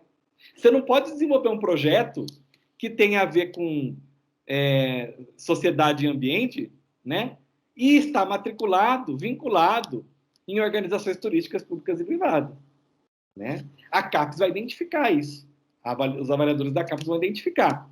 E isso vai mostrar uma incoerência do programa. Mostrou incoerência do programa? Diminui nota, né? Outra coisa, né? Deve haver um equilíbrio entre o número de docentes e discentes de uma linha e de outra. Né? Não pode um ter muito mais do que a outra. Isso também vai demonstrar que as coisas não estão bem no programa. Né? Então, veja como que é complexo o sistema de avaliação. Né? E, por fim, os grupos de pesquisa. O grupo de pesquisa ele não está diretamente vinculado dentro da estrutura do programa de pós-graduação, mas ele é complementar. Tanto que na hora de fazer o Coleta Sucupira, a gente vai mostrando quem são os grupos de pesquisa. E como que eles ajudam os projetos de pesquisa. Como que eles juntam pessoas também. Então, dentro de uma linha de pesquisa, podem existir 2 ou 3 grupos de pesquisa atuando ali. Né? E dentro de uma perspectiva interdisciplinar, não é problema, muito pelo contrário, que um grupo de pesquisa tenha pesquisadores de diferentes grupos de pesquisa, né? Mas sobre o grupo de pesquisa, o que eu quero falar para todos nós, docentes e discentes, principalmente para os discentes e as discentes? Toda e todo discente deve, idealmente, estar vinculado ao grupo de pesquisa do seu ou da sua orientadora. Né? Então, se você não sabe qual é o seu grupo de pesquisa, procure saber. Procure conversar com seu orientador ou com sua orientadora. Né?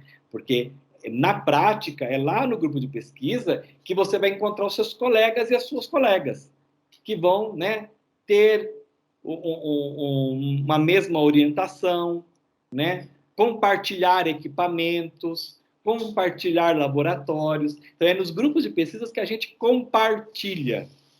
né? Porque, claro, porque é impossível que a gente tenha uma infraestrutura técnica para todo o projeto.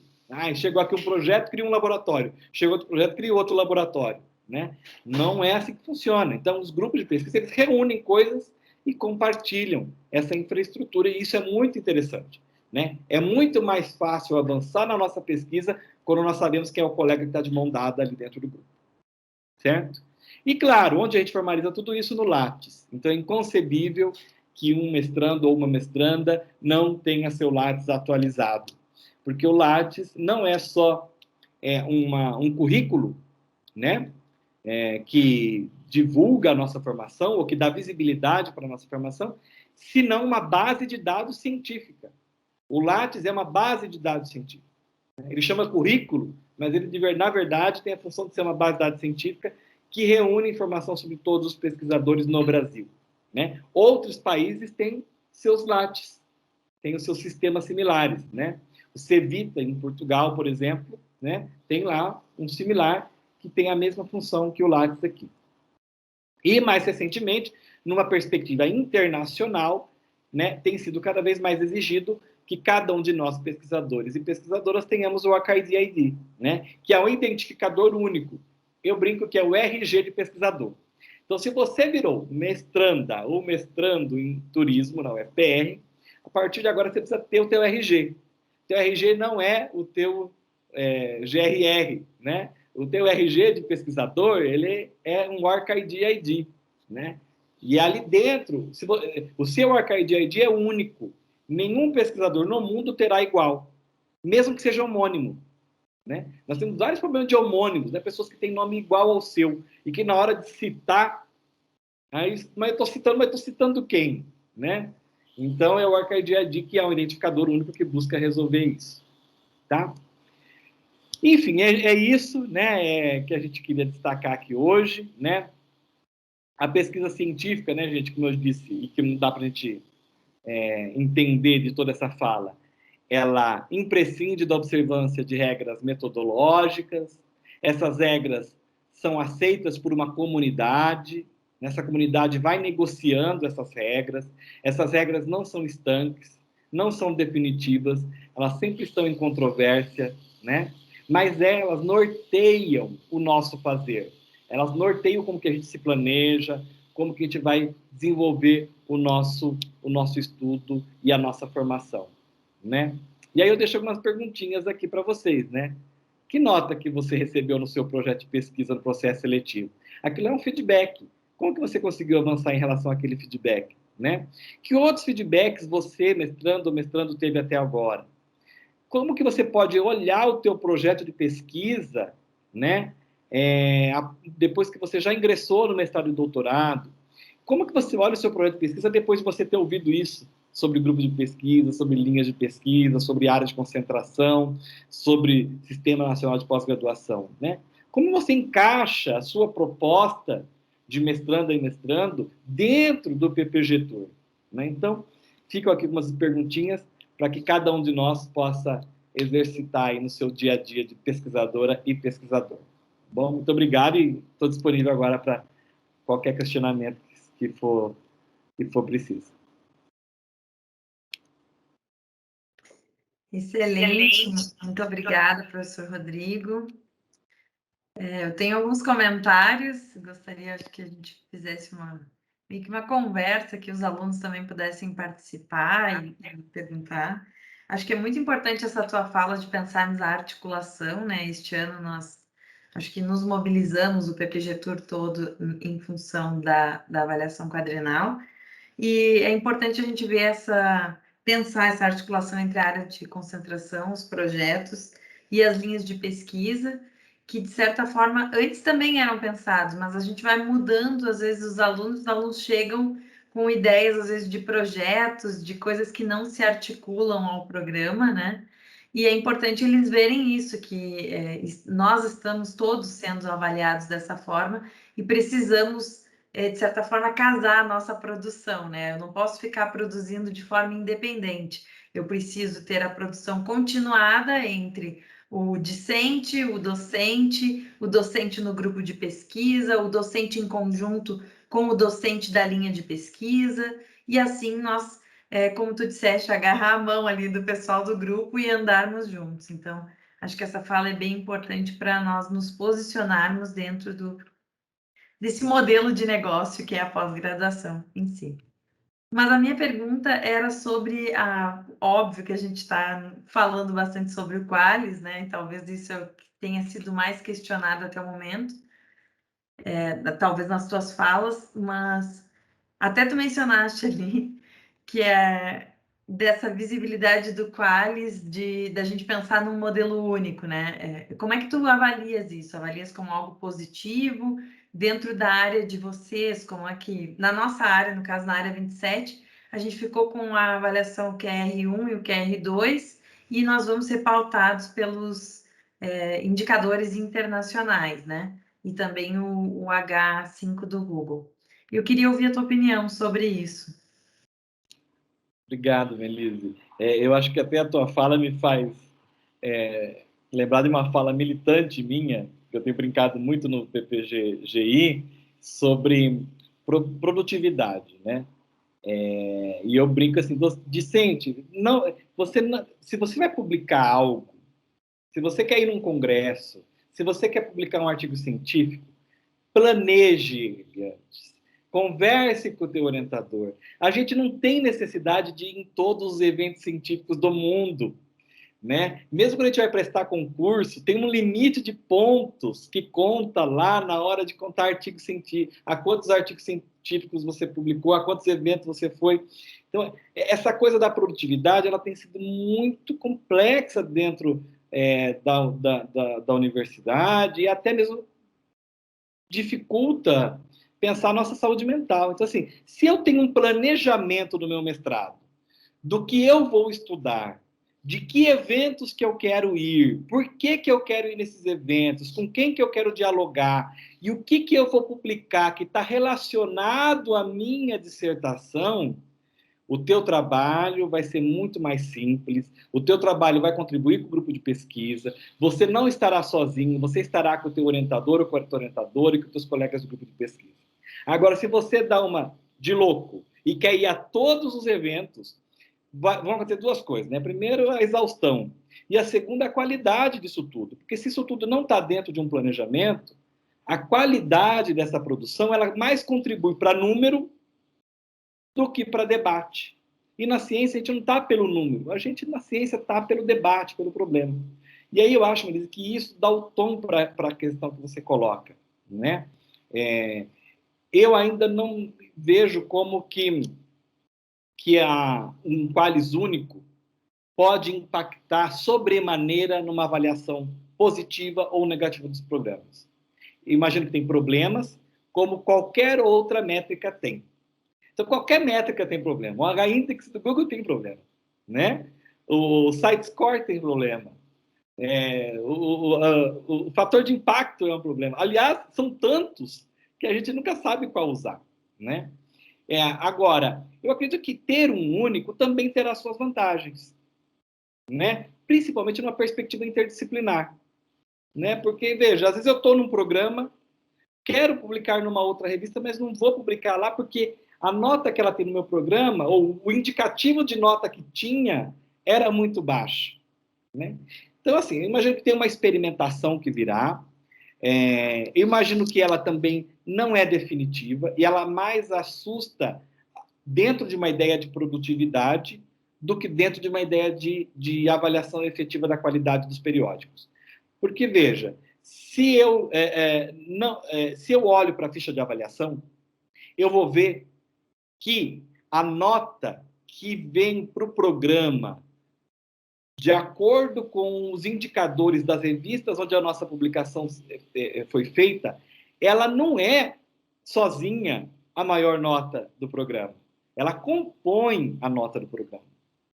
Entendeu? Então, assim, eu não imagino que esta mudança vai impactar em um programa subir ou baixar de nota. Ela vai ter um outro indicador, né? Imagino que vai ser um outro indicador. Tem seus problemas? Tem. Principalmente a área de humanas vai ter que sentar na mesa e brigar? Sim, porque nós, na área de humanas, temos muito menos recursos para manter as revistas científicas. Portanto, temos muito mais dificuldade em entrar nas bases indexadoras internacionais. E isso vai gerar discrepâncias. E o Google Scholar também tem lá os seus problemas, né? Então, eu acho que aí está um debate interessante para fazer. Como qualificar as revistas nas bases indexadoras, né? Isso vai ser determinante na nota do programa? Eu duvido que vai ser determinante, né? E eu acho que é bom a gente botar o bode na sala, sabe? Discutir. Porque não é possível que a gente incentive um número de publicações exacerbadas no ano, né? Sem um planejamento, sem uma vinculação à dissertação, à tese, ao projeto de pesquisa do grupo.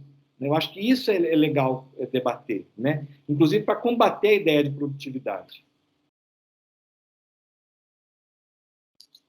Ótimo, muito obrigada, professor.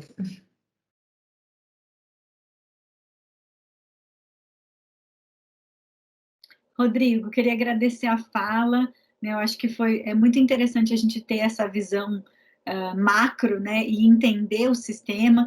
Eu acho que os alunos que estão chegando agora conseguem ter uma dimensão, né, do setor, de como isso funciona, de como a área funciona, da questão da publicação, de o quanto isso vai impactar, né, da seriedade do trabalho, né, que eles estão desenvolvendo como parte, né, nós somos um todo, né, entre professores e alunos, né, dentro do programa. Né? Eu queria que você comentasse um pouco, assim, pela experiência do programa de vocês, até, né, como estrutura até de tendência, assim, para o turismo, a gente vê agora uma estrutura de tendência de trabalhos e publicações com um foco mais aplicado, buscando uma problematização muito maior do que a gente vinha vendo, né, um pouco anterior, talvez há 5 anos atrás, né, então estudos focados em soluções, né, meio que se aproxima um pouco da questão de um mestrado profissional, mas pensando em soluções que a gente possa fazer uma ponte maior entre a academia e o mercado, né, então pensando na problemática do Covid, o nosso setor está completamente sem esperança, né? Então, com muita problemática solta. Como que os alunos poderiam olhar para isso e propor soluções com trabalhos mais inovadores, com trabalhos diferenciados, né? Você também trabalha com a questão da tecnologia. Como que você vê esse impacto mais direto, então, de pesquisas aplicadas, né? Nesse cenário? Legal, Thaís. Eu vejo assim, há um contexto no Brasil do debate da inovação e do empreendedorismo muito forte. Nós temos novos marcos no Brasil sobre a questão da inovação, né? A legislação mudou recentemente e há um debate bastante interessante nisso, inclusive muitos editais de fomento para isso. Por quê? Porque o Brasil entende, inclusive, que a inovação, até por conta da tradição de desenvolvimento científico e tecnológico no Brasil, se dá nas universidades. Então, é muito interessante que se a gente olha para o mercado produtivo e olha para as indústrias e olha para, né, quem é que produz inovação no Brasil, a gente vai ver que está dentro da universidade. Diferente de outros países, onde a gente vê empresas empregando doutores, empregando pesquisadores, porque dentro da empresa existe um setor, existe uma unidade, um departamento só voltado para a pesquisa, né? Então, há alguns anos, eu imagino que o Brasil vem estimulando esse debate para ampliar a relação universidade-empresa, a tal tríplice hélice, né? Que é o governo, a universidade e a empresa. Então, eu acho que esse debate tem ajudado muito nesse apontamento que você coloca, né? De como que nós temos sido estimulados para pensar mais em demandas do mercado, demandas vindas da sociedade. Mas eu imagino que também há um outro aspecto, que é o aspecto da ciência aberta. Também há um debate já há muitos anos no cenário mundial por uma ciência aberta, por uma comunicação científica que inclua a sociedade. E isso também está chegando à nossa porta cada vez mais. A pandemia acelerou mais esse processo, eu imagino, né? Então, quando a gente pensa uma ciência que coloca para debater conosco o que nós vamos pesquisar o cidadão, a cidadã, também a questão, o problema, a problemática, ela ganha uma dimensão mais aplicada, né? Então, eu acho que tem várias forças vindas de vários cenários que têm nos estimulado a isso. E a outra coisa que eu imagino também é a maturidade, né? Nós temos um sistema nacional de pós-graduação no Brasil que não é, que é novo, né? Que é novo. Então, veja, nós temos ainda gerações de pesquisadores, de doutores, que foi formada ou recém-formada por pesquisadores que tiveram que buscar o seu doutorado fora do país. Então, se nós formos ver esse cenário de formação do professorado e formação do ensino superior brasileiro, nós vamos ver que tudo é muito recente. E, naturalmente, com um parque tecnológico e com uma infraestrutura mais deficitária, é provável que nós tenhamos nos dedicado mais à teoria. E que, conforme a gente vai avançando em infraestrutura, em maturidade científica e em parcerias internacionais, em parcerias com a sociedade, a gente também vai ganhando know-how e também braço para atender pesquisa aplicada, né? Então, acho que são vários fatores e são muitas forças. Eu acho que, de fato, a pandemia acelera muitas coisas, assim como vários outros momentos da história, né? As guerras e as pandemias sempre aceleraram o desenvolvimento científico e tecnológico. E agora a gente tá vendo isso acontecer. A nossa geração talvez vai ser um pouco esquizofrênica por causa disso, porque a gente está vendo a coisa acontecer e está sendo desafiada, né? Está no olho do furacão. Então, enfim, é um desafio imenso. Agora, para falar para os nossos discentes, para as nossas discentes, né? Eu acho que, como a gente não tem no Brasil uma formação de ciência sólida, lá no ensino básico, no ensino fundamental, no ensino médio, às vezes os nossos estudantes chegam na graduação e, por consequência, vão trazendo isso para o mestrado, para a pós-graduação, de achar que ciência é uma caixa fechada, hermética, inacessível, né? Veja, a ciência tem relação com o rigor científico, com o rigor metodológico, mas o problema que a ciência atende, ele é sempre um problema real, né? A ciência está voltada para solucionar problemas, para construir conhecimento. Então, assim, eu imagino que os nossos estudantes precisam confiar mais na sua observação da realidade. Então, eles precisam observar mais. Sou turismólogo, esse é o termo correto, né? Sou turismólogo, né? Eu conheço muito bem onde eu atuo, eu tenho formação na área, eu conheço as comunidades onde eu atuo. Quem conhece melhor os problemas do turismo do que o turismólogo? Quem tem maior relação com as comunidades que vivem do turismo, se não o turismólogo? Então, assim, eu não posso dar um problema para alguém do turismo. É ele que sabe. Eu acho que, assim, o turismólogo precisa confiar no seu olhar da realidade, né? E dali deve ter um problema prático, palpável, real, que tem grande impacto na sociedade e que, se ele traz para a experiência do orientador e da orientadora, né? Que às vezes o orientador e a orientadora não pensou naquilo, porque às vezes a gente está tão, né, tá tão centrado na universidade que a gente não consegue olhar fora. É muito legal que a gente tenha alunos de mestrado chegando o tempo todo, e aluna, né? Porque é quem está lá na base, é quem está vivendo os problemas, né? Se não tem essa relação, inclusive, nós, como pesquisadores, seríamos cada vez mais pobres, porque ficaríamos cada vez mais distantes da base. Então, qualquer pesquisador que não está na pós-graduação, é complexo pensar a vida dele de pesquisador, porque ele vai ficando distante da realidade, né? Então, eu acho que é isso, é confiar, né? Às vezes, e até às vezes, o problema às vezes parece bobo para você, mas não é, certamente não é. Né? O problema pode ser bobo para você pode ter vergonha de falar, mas às vezes aquilo que é óbvio, né? Tem ali um bom problema científico, e aí vai depender de como que a teoria vai ajudar a resolver. Né? Eu acho que a teoria ela entra aí para como que, antes de mim, outros que me antecederam já abordaram isso. E que eu não preciso partir do zero. Eu acho que isso também é muito legal para discente, para o docente pensar. Na universidade, a gente não parte do zero. A gente não reinventa a roda. Tudo que a gente faz comunicando com os colegas. Então, é aí que entra a teoria. Eu não uso teoria porque é algo chato que eu tenho que escrever. Não! A teoria é aquela que você escolheu, inclusive você que escolhe a teoria, é aquela teoria que você escolheu e que te ajude a responder aquele problema, né? Então, assim, eu acho que tem que desmistificar a teoria, tem que desmistificar o problema científico, confiar na observação da realidade, né? E colaborar com os colegas para encontrar esse problema palpável, real, né? Talvez um pouco por aí, mas é o Rodrigo falando, né? Posso ter colegas de uma visão científica mais dura, né? Enfim. Tá certo, professor. Acho que eu concordo contigo também. Os nossos alunos que estão participando aqui, eu gostaria de ouvi-los. Alguém tem alguma pergunta?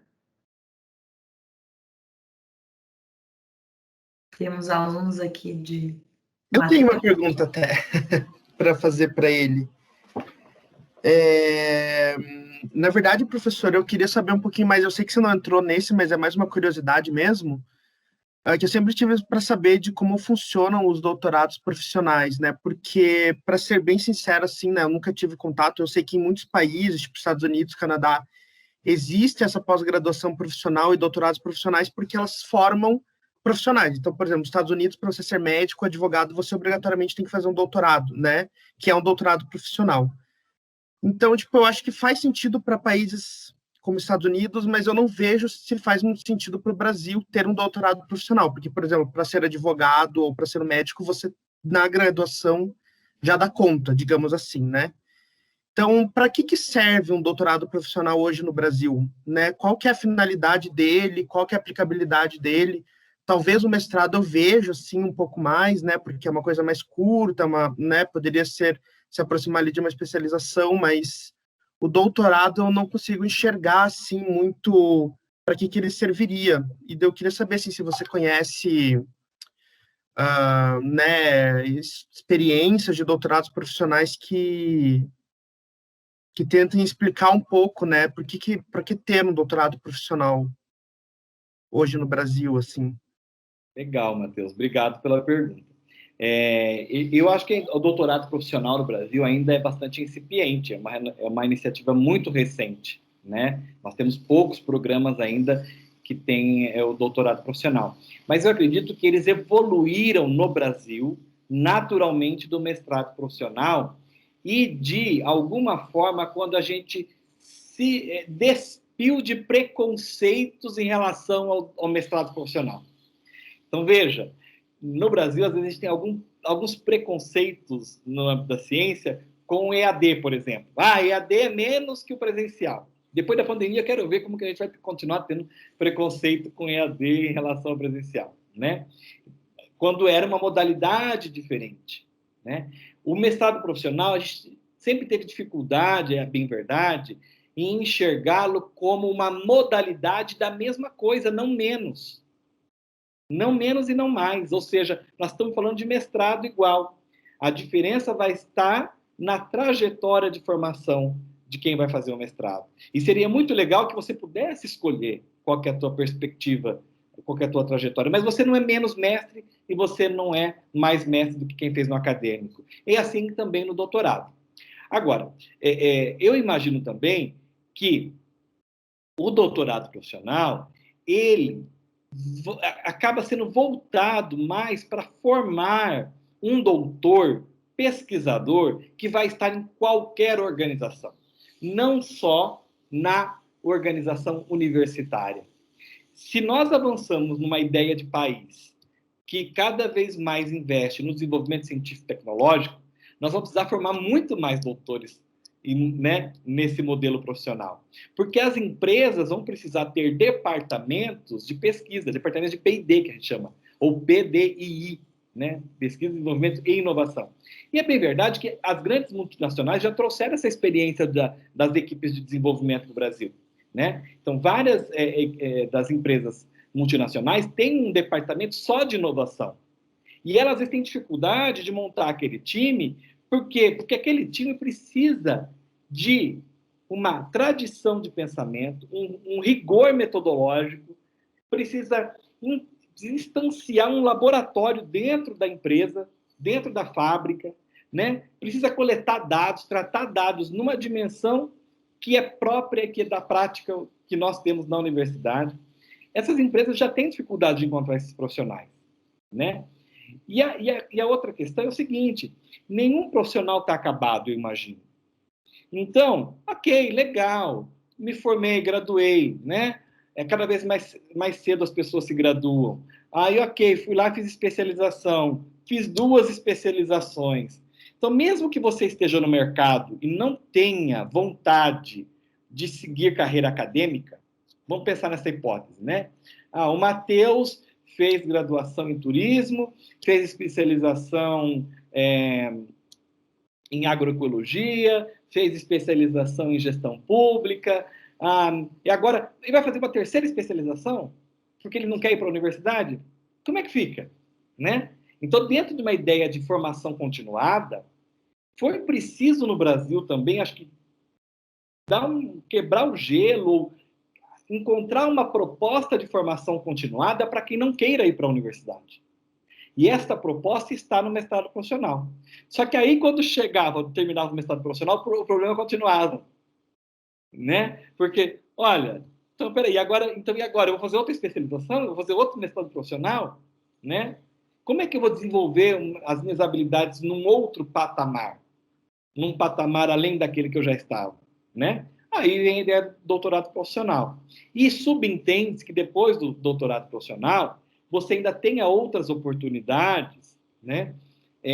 De, por exemplo, o pós-doutorado, que não é um título, isso é muito importante dizer, eu tinha esquecido de dizer, né? Não é um título, é um estágio, né? Então, veja, eu terminei o doutorado, e agora o que eu faço? Olha, você pode fazer um estágio, olha que legal. Você fazer um pós-doutorado na Universidade Autônoma de Barcelona. O que você vai fazer? Bom, você vai ficar lá 6 meses, 1 ano, né, trabalhando lá, dentro do laboratório que tem lá, aprendendo com outra cultura. Você pode fazer um só? Não, você pode fazer vários, que é estágio. Você não vai ter diploma de pós-doutorado. Né? Eu até estava vendo na TV que o Gil do Vigor disse que estava indo para os Estados Unidos fazer PhD. Eu achei muito complicado que os jornalistas não corrigiram, né? Porque ele já é doutor, se eu não estou enganado. Né? E ele está indo fazer um pós-doutorado. Será que é isso? Ou será que ele tem que fazer outro doutorado? Né? Porque se ele está fazendo um outro doutorado, a gente pode dizer que ele foi fazer um PhD, por quê? Porque PhD é a tradução de doutor acadêmico no Brasil, né? Então, às vezes a gente confunde um pouco essas coisas, mas todas elas estão dentro de uma ideia de formação continuada.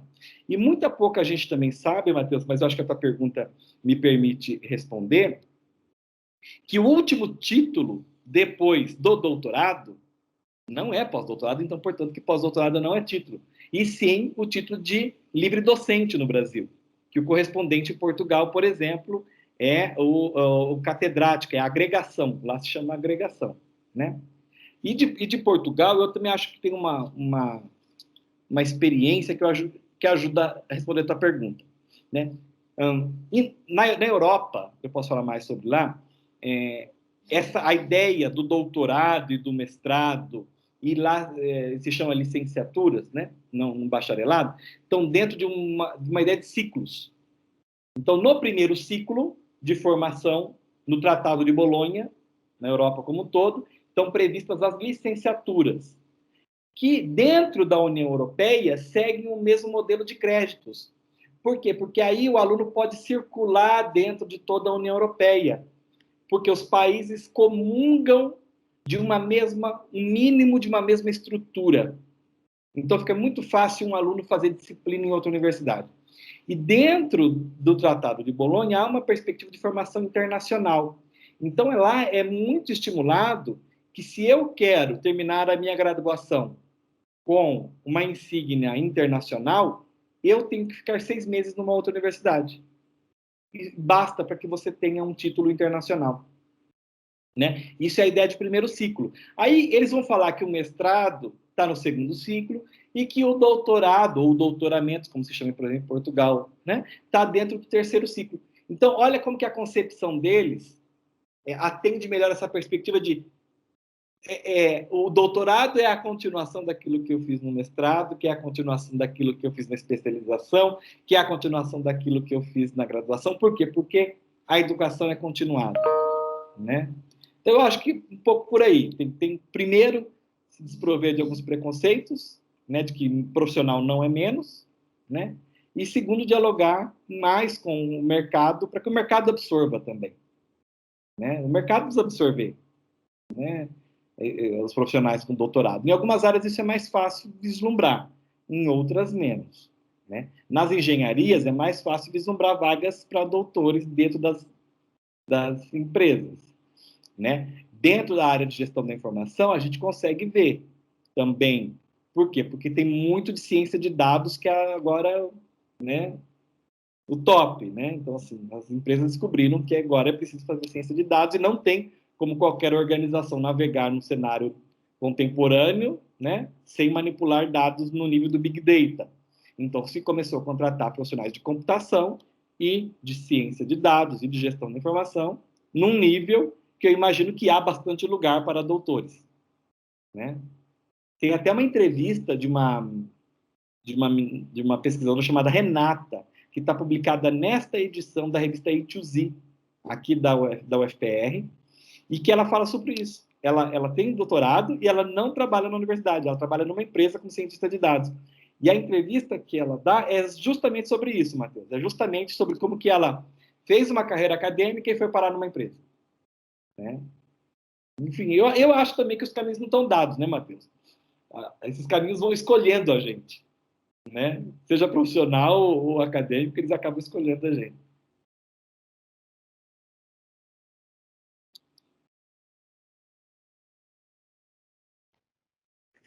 Certo, obrigada, professor. Mais alguma pergunta, pessoal?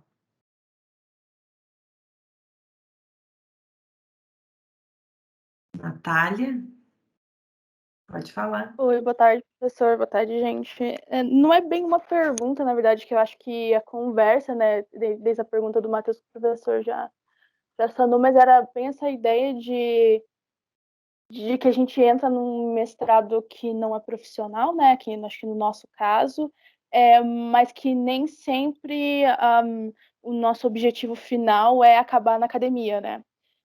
O que eu vejo como o meu caso. E até quando você comenta, né, sobre essas empresas que acabam atualmente, na verdade, desde bastante tempo, precisando, né, dessas pessoas, desses pesquisadores, ou das pessoas com esse tipo de conhecimento, né, dentro das suas organizações, eu acho isso bastante importante, porque às vezes a gente entra no mestrado e daí a gente fica escutando muito sobre, porque quando você sair para virar professor, ou virar pesquisador voltado para a academia, voltado para a instituição, assim, universidade, né? E às vezes as pessoas se assustam um pouco e pensam, putz, mas será que é isso mesmo? É esse caminho que eu quero seguir? E é como você falou, né? Os caminhos não são dados. Então, acho que eu, pessoalmente, vejo a universidade mais como criar faculdades, ensinamentos mesmo, e não necessariamente de você tá aqui para obrigatoriamente sair e seguir o caminho X que todos, né, o que grande parte das pessoas seguiram. Então, eu acho que quando você comenta, né, dessa abrangência de possibilidades, seja para especializações, mestrados e doutorados, acho bastante importante para quem já está fazendo ou para quem está pensando ainda o que vai fazer, né, o que vai seguir, para conseguir assim, se organizar, né? Era mais isso. Legal, Natália. Eu até acho, Natália, que a CAPES sabe disso. Não é à toa que a terceira dimensão lá da ficha de avaliação da CAPES é a questão do impacto na sociedade. Então, eu imagino que nada impede que os nossos programas cada vez mais estabeleçam parcerias com as ONGs e com as empresas locais para comungar de espaços, né, colaborativos de projetos. Então, às vezes não tem uma vaga para pesquisador dentro da organização, mas cabe também ao programa mostrar para aquela empresa que existe essa possibilidade, né? E foi bem interessante quando você falava, que eu lembrei dos nossos alunos de graduação em gestão da informação, que o curso tem só 20 anos. E se você for ouvi-los falar, é bem engraçado, porque eles brincam que não tinha estágio em gestão da informação há 20 anos, nem há 15, nem há 10, né? Então, assim, como é que se criou um mercado? Pois os alunos batiam nas empresas com o currículo na mão e tinham que explicar o que era a gestão da informação. E eles contam, a gente morre de rir hoje, né? Que eles tinham que explicar que gestão da informação não é informática, né? Que não é tecnologia da informação, que é um misto de várias coisas. E é muito interessante porque, ao longo de 20 anos, eles acabaram construindo um mercado em Curitiba e região, e junto com outros só 3 cursos no Brasil, no país. Mas não estava dado. Teve que cavar, né? Teve que abrir picada no facão mesmo, entendeu? Então, eu acho que também, se a gente, né, Natália, se você quer uma perspectiva de trabalhar dentro de uma organização como pesquisadora, eu imagino que existem, sim, organizações que dependem da competência que você vai desenvolver no mestrado. Porque as empresas precisam fazer projetos. E elas precisam de alguém competente para fazer projetos com rigor científico, né? Elas precisam de um profissional competente para organizar o conhecimento daquela organização, né? E se você desenvolver essas competências, imagina que a gente também tem que cavar esses espaços, né? Então, não está dado. E o bom pesquisador, talvez, e é o nosso desafio dos programas é formá-los assim, é formar esse pesquisador criativo que seja capaz de ir lá e buscar esse espaço também, né? Então, eu acho que é um pouco isso, né? E isso vai ser diferente também em cada geração, né? Eu acho que para as gerações, para a minha geração, para as gerações anteriores, mestrado, doutorado era óbvio. Era sim ou sim ir para a universidade, né? Hoje já não é tão óbvio. Então, eu acho isso legal também, porque isso vai tendo relação também com a história nossa enquanto ciência no Brasil, né?